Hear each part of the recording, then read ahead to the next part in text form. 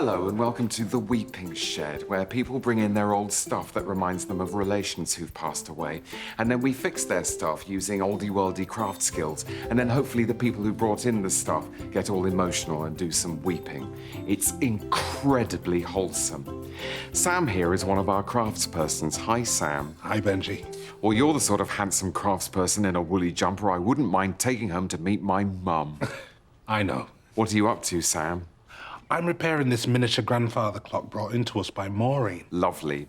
And did the miniature grandfather clock belong to Maureen's grandfather? It did, Benji, yes. And you know my next question. As far as I'm aware, the grandfather himself was of average height. Oh, that's a pity. And when she brought it in, was it in a right old flipping state? Oh, I'm afraid it was, Benji, yeah. But now you've used all of your wholesome oldie-worldy skills to make it all lovely. Well, I've tried. Oh, that's likably modest of you, Sam. I think you've done a great job. Thanks, Benji. That's really supportive of you. It's nice here, isn't it? It's very nice here. It's a kind of vision of England that people who voted for Brexit probably imagined they were protecting. Perhaps. Personally, I would avoid striking that slightly divisive tone, Benji. That's typically good-looking of you, Sam. Because this program is very good at emphasizing our shared humanity. Amen to that. And I use the word amen pointedly because there's something faintly Christo and songs of praise about this whole enterprise, isn't there? There is. They should put us on at Easter. I think they do.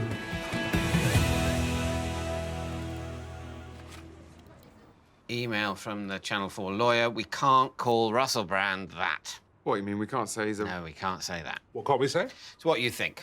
We can't say that. Oh, that. We can't say that. Why not? Because he might not be. I mean, he denies it. I mean, I think he is, but, you know, that's just me. Can you not just say that you think he is? Apparently not. You can't say what you think? No. What I'm thinking right now, I must not say. That would be illegal. That would make me the criminal. Sorry, not allowed to say it like that. That would make me the criminal. That would make me a criminal. And I certainly wouldn't want that. Well, we better not mention him then. To be fair on the guy, you have to... Let's be fair. Let's be fair. There's some fairness. So, yeah, let's be fair on him. Why not? Two wrongs don't make a right. Not two wrongs. Only one wrong here. Us being unfair to him. That's the only wrong. Yeah, one wrong makes a wrong, not two wrongs. To be fair on the guy, he did get himself baptized in the River Thames. It's the Thames I feel sorry for. They did quite a good job of cleaning that up, and then... I think that's when Thames Water just stopped trying. Yeah, I heard all the trout south of Wallingford just went belly up. Email from the lawyer. We can't say that Thames Water stopped trying. OK, so we need to be fair to Russell Brand and fair to Thames Water. We really are on the side of the angels, aren't we? Wait, how do they know we're saying that? Are they listening to us? Not just listening. They're watching us. Even in the toilets. Lawyer again. We can't say that Channel 4 watches us in the toilets. Is it weird that that's kind of a comfort to me? Like, I've always wondered if I go to the toilet the same way as everyone else. Channel 4 says you don't.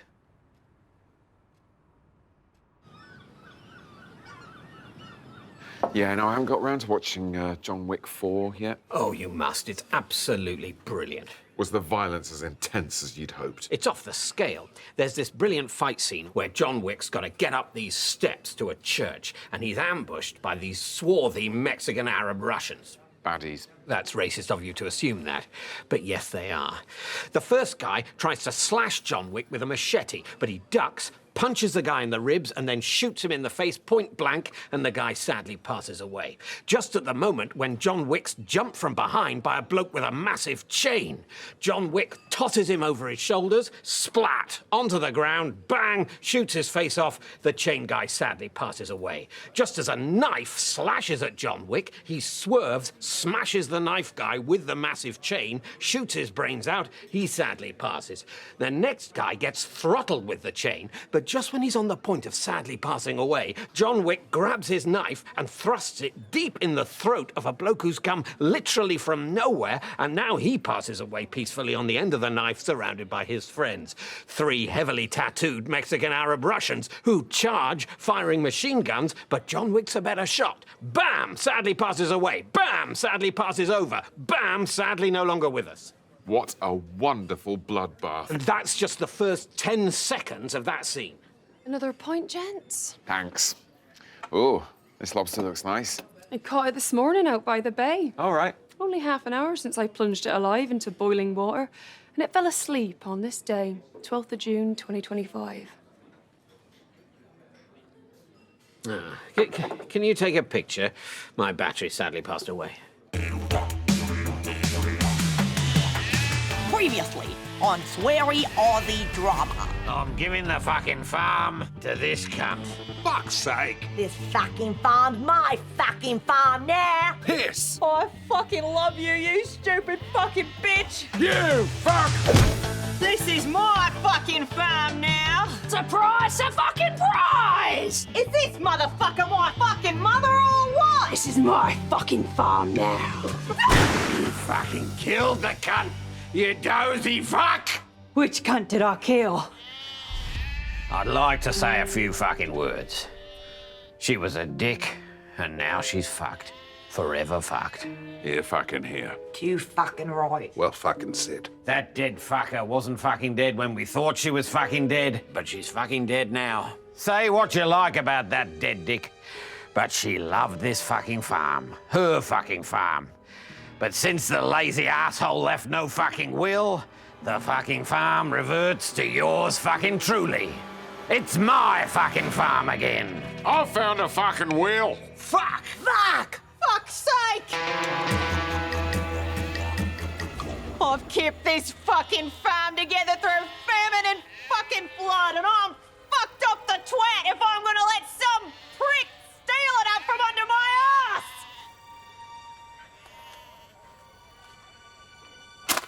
ass! Sorry, whose fucking farm is it?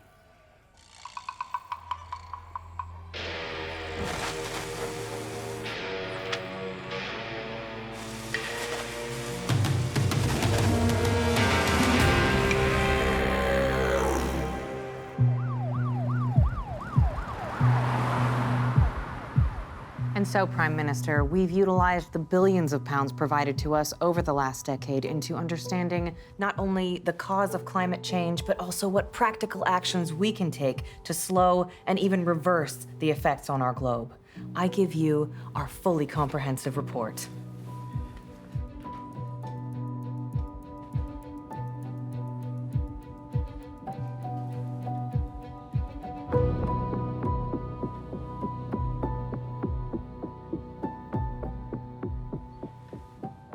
And what does that top line represent? It's wanking, sir. Wanking.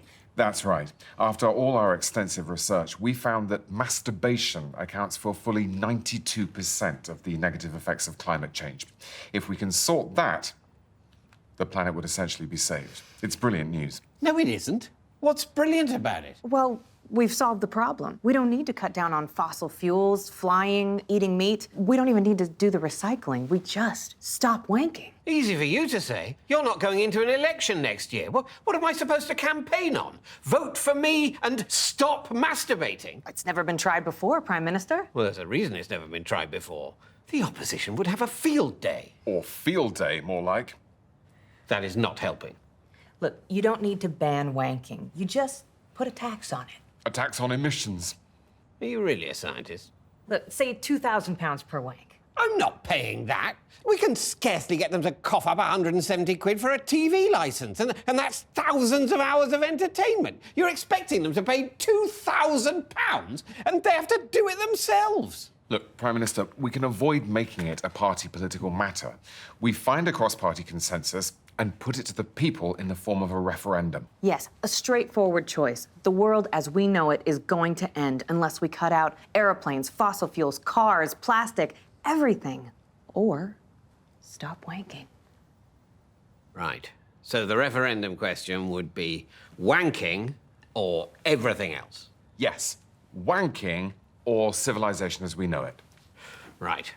Well, I think we can trust in the good sense of the British public to give us the answer we need.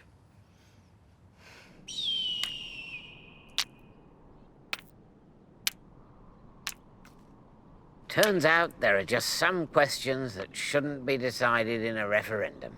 Oh, try blowing on it. You do it. I'm off for a wank. Mr. Wendell? Yes, Mr. Arnold Wendell? that's me. Hi, I'm from Jig Jag, you know, the trainer brand. I do. I wear Jig Jag trainers. Indeed, I see you're wearing the ones that you bought from us yesterday. Yeah. We want them back. What? Yes, we've had a look at your socials, and unfortunately, some of your views don't accord with our values. What views? Oh, I can't say, but rest assured, it's bad. We can't have you walking around in our trainers. Take them off. No, they're mine. I've brought you a partial cash refund. It's not a full refund, you understand, because that would mean that we're endorsing your disgusting views. Now, take those shoes off. If anyone sees you in them, our brand is toast. Well, this is outrageous. I'm entitled to my views. Yes, you are entitled to your views, but you're not entitled to associate them with our brand, thus jeopardizing the hard work done by thousands of Chinese children every day. Oh, for Christ's sake. All I said was... And this is where you come in. What do you think was Arnold's unacceptable view? Of course, we have our own ideas, but they may not accord with your ideas. And the last thing we would want is to disrupt the revenue stream that you represent. For example, the character of Arnold might have made a joke that was very homophobic. Or a joke that belittled homophobic people. Who are a minority, after all. Or, obviously, it might have been something much, much worse than either of those things. Something from, you know, one of those subject areas. Yeah? Are you all thinking about those 2 or 3 subject areas? The ones that make you go, oh my God, you can't No, it's got to the point where you can't. It's can't believe 2025, she said guys. that. Oh, no! So just imagine that we've done whichever of those things is your one. And pretend that we've gone there in precisely the way that you would hope. Bearing in mind that we didn't, and we never will. But we did have a little go at Chinese labor practices, which was perhaps worth saying 15 years ago. Of course, these days, it's the least of our fucking problems. Anyway, on with the sketch. Oh, we finished. Oh, yes, we'd pretty much finished, hadn't we? Bye. Bye. And then he took the phone out of my hand and he rode away on his bike. I tried to chase him, but I couldn't. I was just so scared. I'm sorry. That's okay. We both appreciate this must have been a very distressing experience. But the more information we can get, the better. Yeah, of course. Now, you say the assailant threatened you with a knife? Yes, that's correct. And how long was the blade? I don't know that. I don't know. Well, for reference, was it shorter or longer than this pen? Oh, longer. Definitely longer. Like a pen and a half. Okay, that's good. A pen and a half. Brilliant. And the subject was tall? Can you recall how tall exactly? I don't know. It was all just such a blur. It all got blurry. The more precise you can be, the more likely we are to find him. Of course. 15 pens. 15 pens? Yeah. 15, maybe 16 pens. 16 pens. Now, the bike he left the scene on, did that have any distinguishing features? Not that I can remember. It was just like normal, I guess. Something like 12 pens by 6 pens, something like that. You're doing really well. Right, let's get you a cup of tea, shall we? Now, I understand you've had a very stressful day, but we need to paint as clear a picture as possible. Does that make sense? Absolutely, yes. Good. So let's start at the beginning, all right? What were you doing before the incident occurred? So I had just left work, and I went to the pub around the corner. Okay. And it's not very far. It was like 3,000 pens. Right, I'll just put around the corner. And yeah, I guess I had a few drinks. How many is a few? In pens, I don't know. Right, why don't we just... And then I had a pizza. Well, that would have been... Do you want that in circumference or diameter? Circumference is fine, love. It was, maybe 5 or 6, possibly. Why don't we forget about this, okay? And let's just focus on the phone, all right? We all know what a phone is. That's a given. We don't need a reference for that. No. But what we do need to know is if there was anything unique about it. It was fairly new. Great. So I'd say she could get quite a bit for it. Could you guess how much? 800 pens. 800 pence. All right, Mrs. Moneybags. No more pens! Look, I'm sorry about what happened to you, but if you can't provide any useful information, then there's nothing we can do to help solve this case. Constable Marsh, would you kindly see this woman out? Well, if it helps, he had a scar on his face. About the size of a... Get out. Wait.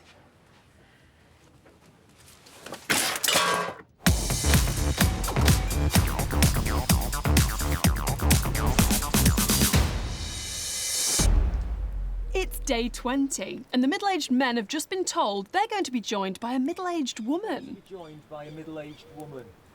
She got a name? Well, yeah. No, just meant, what is her name? I knew she'd have one. Oh, Janet. She sounds like hard work. What are we going to talk about? We'll just ask about her journey. What, you mean her path through the tribulations of life so far? Fuck no. No. I mean, as she got here, what roads? Oh, right, yeah, good, yeah. So she's coming tomorrow. What's that? That's Thursday. It's not ideal, is it? I mean, it's not a Friday. No. It's not exactly a Tuesday. No. It's a Thursday. To be fair, though, I will say the traffic in Scotland, the part of it that I've seen, has been remarkably light. And I don't mean that in a nasty way. No, of course not. No, it's just a question of population density, isn't it? And as you say, virtually nobody lives here. So. I was straight through from Inverness Airport. No customs, obviously, just rolled through. And they've laid on a Touran, we're straight on the A96, no hold-ups. Do you not get held at the temporary light near Strathcarron? You're right, I forgot about that. But that was just 2 minutes. They had the road up, they were installing some sort of fibre optic cable or something. No, yeah, there's a lot of that. Yeah. Apart from that, clear run.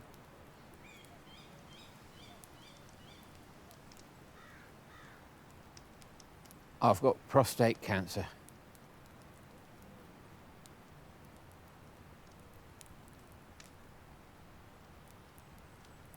Sorry to hear that, Steve.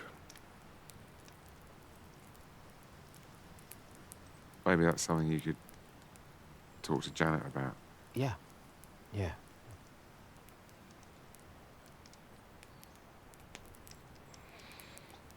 Right, I've just might, Yeah, me too.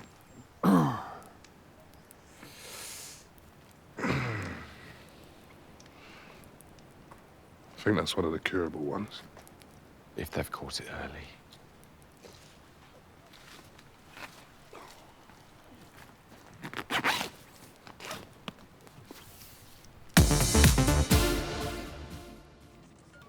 Well, it looks like we finished writing the show. We're almost there. I don't think so. We're not done yet. Not by a long chalk. A long what? Chalk. A long chalk is an expression. What does it mean? Not yet. Nowhere near. Chalk? A long chalk? By a long chalk? Yes, by a long chalk. As in beside a long chalk? No, not as in beside. By a long chalk. Now, I'm making it sound weird. By a long chalk, as opposed to a medium-sized chalk, I suppose. Chalk? Oh, fuck off. People say it all the time. Like on EastEnders, Kathy would say, "We're not finished talking about this, Pete, not by a long chalk." Oh, I haven't watched EastEnders. You don't have to watch EastEnders. It's not an EastEnders thing. And what does Pete say? What? Kathy's saying that Pete's chalk is not long enough. Does Pete need to get a new chalk? Like a bigger chalk. It's not a real chalk. Oh, is his penis? Is this Pete Beale? I haven't watched since Angie, but didn't he die? Did Pete Beale die of some penis disease? Because he was eating the chalk. No, I think the chalk is his fatal penis. No, it's not a penis. It's real chalk. It's from when scripts were written on all these little slates with chalk, and they used loads, so they needed really long chalk. Long chalk? Are you sure? Yeah, well, they wouldn't have said, "and not by a long chalk" back then. It would have been, "Lo, I writeth scene 4 as the last wisps of moonlight escape my grasp, and I put my slate next to my bedchamber door in the knowledge that my masterpiece is not yet complete, not by a long chalk." Oh, wow, that's really beautiful. Yeah, and now we just say, "and not by a long chalk." That's right, isn't it, Rob? Yeah, that's right.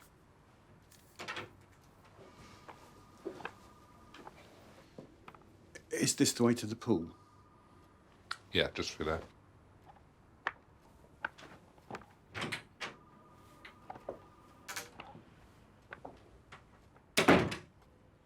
I don't think that works. No. You know that's the producer.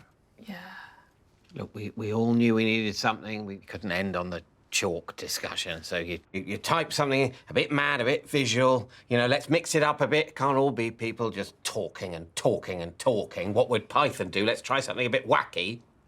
And before you know it, you're watching a man you've worked with since the late 90s undress in the production office. Oh, my God. Because apparently there isn't budget for an actor to do it. It's different, isn't it? A man walks through in swimming trunks, that could be a funny visual, but watching someone you know well, who is not a professional performer, watching him finish a difficult call with the commissioning editor and then start taking his socks off by his desk, that changes things. Yeah, you just think, it doesn't matter that much. There's no need for that.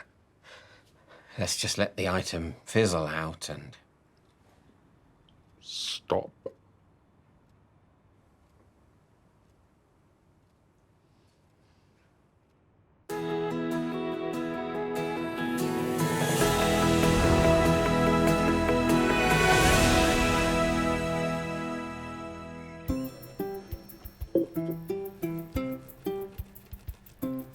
Haven't you got lovely fingers, Sam?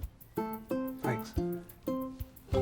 Welcome back to the Weeping Shed, and if you've just joined us, Sam is repairing this miniature grandfather clock, which belonged to Maureen's grandfather, who was hytotypical and is now sadly no longer with us or her. I think Maureen was hoping that by fixing her grandfather's miniature grandfather clock, that I would in some way be bringing her grandfather back to life. That's a pleasing abstraction, but of course, in a literal sense, it's nonsense, isn't it? Yes, it's nonsense. I repair clocks, not brain damage. Copy that. Of course, the whole area of grief and death is so upsetting that people quite understandably try to comfort themselves by talking shit, don't they? Well, this is it. So when Maureen comes back later and says something along the lines of, "It's like you've brought my grandfather back to life," we should be alert to the metaphorical content of that statement and not start worrying that the poor woman can't tell the difference between a carpenter and a necromancer. That's right, Benji. I am very much just a carpenter. Well, hang on there with the just there, Sam. Jesus was a carpenter, wasn't he? Well, according to 2 of the 4 New Testament Gospels, yeah. In fact, come to think of it, if you believe the story of Lazarus, Jesus was both a carpenter and a necromancer. He really is the ideal person for this program, isn't he? Jesus should be doing my job. Well, I'm not going to argue with that, Sam, but if we can't have Jesus, then I think you're the next best thing. That's very nice. Let's see how Kathy's getting on with that gramophone.